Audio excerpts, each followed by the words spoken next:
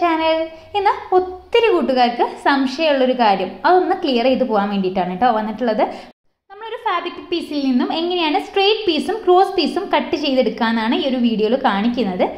അതിനുവേണ്ടി ഒരു piece fabric ഞാൻ ഇതുപോലെ ഒന്ന് വിരിച്ചെടുത്തിട്ടുണ്ട്. അപ്പോൾ ഈ ഒരു ഫാബ്രിക്കിൻ്റെ ഈ ഒരു അരികുവശത്തിലൂടെ അല്ലെങ്കിൽ സെൻറ്റർ ഭാഗത്തിലൂടെ ആണെങ്കിൽ പോലും വീതി ഭാഗത്തിലൂടെയും അല്ലെങ്കിൽ നീളം ഭാഗത്തിലൂടെയൊക്കെ കട്ട് ചെയ്യുന്ന സമയത്ത് നമുക്ക് സ്ട്രെയിറ്റ് പീസുകളാണ് കിട്ടുക. ഈ ഒരു ഭാഗം നമുക്ക് ഇതുപോലെ ഒന്ന് ഫാബ്രിക് വലിച്ചു നോക്കിയാൽ തന്നെ കാണാൻ സാധിക്കും. ഒട്ടും തന്നെ വലിഞ്ഞൊന്നും വരില്ല. കണ്ടില്ലേ, നല്ല സ്ട്രെയിറ്റ് ആയി തന്നെ ആയിരിക്കും കിട്ടുക. എന്നാൽ നമ്മൾ ഇതുപോലെ ഒന്ന് ക്രോസ് ആയിട്ട് നമ്മുടെ കയ്യിലുള്ള ഫാബ്രിക്കിന് ഏതൊരു തരത്തിലുള്ള ഫാബ്രിക് ആണെങ്കിലും കോട്ടൺ ആണെങ്കിലും ഇപ്പം ഞാനിവിടെ എടുത്തിട്ടുള്ളത് മല്ലിൻ്റെ ഫാബ്രിക്കാണ്, എന്നിട്ട് പോലും ഈ ഒരു ക്രോസ് ആയിട്ട് ഇതുപോലെ ഒന്ന് വലിക്കുന്ന സമയത്ത് ഒരു ബനിയൻ ക്ലോത്ത് ഒക്കെ വലിഞ്ഞു വരുന്ന രീതിക്ക് വലിയുന്നതായിട്ട് നിങ്ങൾക്ക് കാണാൻ സാധിക്കും. ഓക്കെ, അപ്പോൾ സ്ട്രെയിറ്റ് ആയിട്ട് നമ്മൾ ഫാബ്രിക്കിനെ വെച്ചിട്ട്, അതായത് വീതി ഭാഗത്തോ നീളം ഭാഗത്തോ സ്ട്രെയിറ്റ് ആയിട്ട് വെച്ച് വലിക്കുന്ന സമയത്ത് ഈ ഒരു വലിച്ചിൽ നമുക്ക് കാണാൻ സാധിക്കില്ല.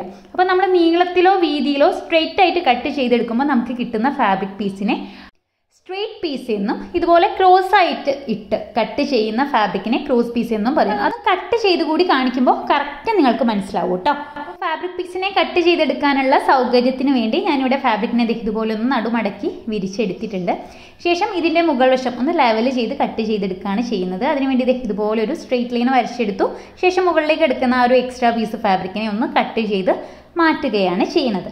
ഓക്കെ, ഇനി ഞാൻ ഈ ഒരു ഫാബ്രിക് പീസിൽ നിന്നും ആദ്യമേ തന്നെ രണ്ട് ഫാബ്രിക് പീസ് സ്ട്രെയിറ്റ് പീസിൽ കട്ട് ചെയ്തെടുക്കാൻ വേണ്ടി പോവാണ്. ഞാനിവിടെ ഈ ഒരു ഫാബ്രിക് പീസ് കട്ട് ചെയ്തെടുക്കുന്നത് ചുരിദാറിൻ്റെ സ്ലീവിൻ്റെ താഴ്വശത്ത് കൊടുക്കാൻ വേണ്ടിയാണ് കേട്ടോ. അപ്പോൾ അതിനു വേണ്ടി ഞാനിവിടെ ഈ ഒരു മുകൾ വശത്ത് നിന്നും താഴേക്ക് 1.25 ഇഞ്ച് വീതിയിൽ ഇതുപോലെ ഇരുവശങ്ങളിലും മാർക്ക് ചെയ്ത് ആ ഒരു ഭാഗം ഒന്ന് സ്ട്രെയിറ്റ് ആയിട്ട് വരച്ച് കട്ട് ചെയ്തെടുക്കുകയാണ് ചെയ്യുന്നത്. അപ്പോൾ ഇതേ രീതിയിൽ രണ്ട് പീസ് ഫാബ്രിക്കാണ് കട്ട് ചെയ്തെടുക്കുന്നത്. നമ്മുടെ ഈ സ്ലീവിൻ്റെ താഴ്വശത്ത് അതുപോലെ നമ്മുടെ ഡ്രസ്സിൽ എന്തെങ്കിലുമൊക്കെ ഡിസൈനൊക്കെ ചെയ്യുന്ന സമയത്ത് നമുക്ക് നീളത്തിൽ തന്നെ ജസ്റ്റ് സ്ട്രെയിറ്റ് ആയി തന്നെ വെച്ചെടുത്ത് പോവേണ്ട എന്തെങ്കിലുമൊക്കെ ഒരു സംഭവങ്ങൾ ഉണ്ടെന്നുണ്ടെങ്കിൽ നമുക്കൊരു സ്ട്രെയിറ്റ് പീസ് അവിടെ ഉപയോഗിക്കാം. അപ്പോൾ ഈ ഒരു സ്ട്രെയിറ്റ് പീസ് കട്ട് ചെയ്തതിന് ശേഷം ഇതുപോലെ വലിച്ചെടുക്കുന്ന സമയത്ത് കാണാൻ സാധിക്കും ഒട്ടും തന്നെ വലിഞ്ഞൊന്നും വരില്ല കേട്ടോ. കണ്ടില്ലേ? ഇനി നമുക്ക് ഈ ഒരു ഫാബ്രിക്കിൽ നിന്നും ക്രോസ് പീസ് എങ്ങനെയാണ് കട്ട് ചെയ്തെടുക്കേണ്ടത് എന്നുള്ളത് നോക്കാം. അപ്പോൾ അതിനുവേണ്ടി ഫാബ്രിക് പീസിനെ ഇതുപോലെ ഒന്ന് നിവർത്തി വിരിച്ചെടുത്തിട്ടുണ്ട്. ശേഷം ഞാനിവിടെ ഒന്ന് ക്രോസ് ആയിട്ട് ജസ്റ്റ് ഒരു ലൈന് ആദ്യമേ തന്നെ ഒന്ന് വരച്ചെടുക്കുന്നുണ്ട്. ഇതുപോലെ ഒന്ന് വരച്ചെടുക്കാം. ശേഷം ഈ ഒരു ലൈനിൽ നിന്നും എത്ര വീതിയിലാണോ നിങ്ങൾക്ക് ക്രോസ് പീസ് വേണ്ടത് ആ ഒരു വീതി ഒന്ന് മാർക്ക് ചെയ്ത് കൊടുക്കണം. അപ്പോൾ ഞാനിവിടെ 1 ഇഞ്ച് വീതിയുള്ള ക്രോസ് പീസാണ് കട്ട് ചെയ്തെടുക്കുന്നത് കേട്ടോ. നമ്മൾ വരച്ചെടുത്തിട്ടുള്ള ലൈനിൽ നിന്നും 1 ഇഞ്ചോളം പുറമേക്കായിട്ട് കറക്റ്റ് ലെവലിൽ ഇതുപോലെ ഒന്ന് മാർക്ക് ചെയ്തെടുക്കുകയാണ് ചെയ്യുന്നത്. ശേഷം ആ ഒരു പോയിന്റുകളെല്ലാം നമുക്കൊന്ന് യോജിപ്പിച്ച് നീട്ടി വരച്ചെടുക്കാം. ഈ ഒരു രീതിക്കാണ് നമ്മൾ നമ്മുടെ ക്രോസ് പീസ് വരച്ചെടുക്കേണ്ടതും കട്ട് ചെയ്തെടുക്കേണ്ടതും കേട്ടോ. അപ്പോൾ നിങ്ങൾക്ക് എത്രത്തോളം നീളത്തിൽ ക്രോസ് പീസ് ആവശ്യമുണ്ടോ അത്രത്തോളം ക്രോസ് പീസുകളും നിങ്ങൾ കട്ട് ചെയ്തെടുക്കേണ്ടതായിട്ടുണ്ട്.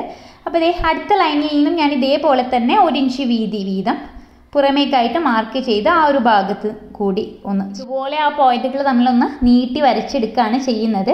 ഓക്കെ, അപ്പോൾ ഞാനിവിടെ ഒരു ലൈൻ കൂടി എക്സ്ട്രാ വരച്ചെടുത്തിട്ടുണ്ട്. ഇനിയിപ്പോൾ കാണിക്കേണ്ട ആവശ്യമില്ലല്ലോ.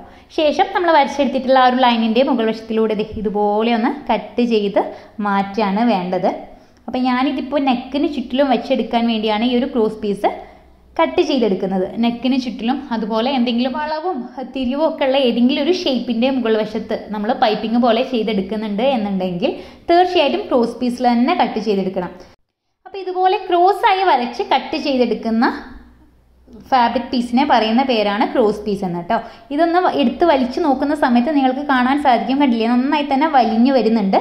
അപ്പോൾ നമ്മൾ പൈപ്പിംഗ് പോലെ അല്ലെങ്കിൽ ഡോരി പോലെയൊക്കെ ചെയ്തെടുക്കുമ്പോൾ ക്രോസ് പീസിൽ തന്നെ നിങ്ങൾ ചെയ്തെടുക്കാൻ വേണ്ടി പ്രത്യേകം ശ്രദ്ധിക്കുക. നെക്കിന് ചുറ്റിലൊക്കെ നല്ല ഫിനിഷിങ്ങോട് കൂടി ചെയ്തെടുക്കണം എന്നുണ്ടെങ്കിൽ ക്രോസ് പീസിൽ തന്നെ കട്ട് ചെയ്തെടുക്കണം കേട്ടോ.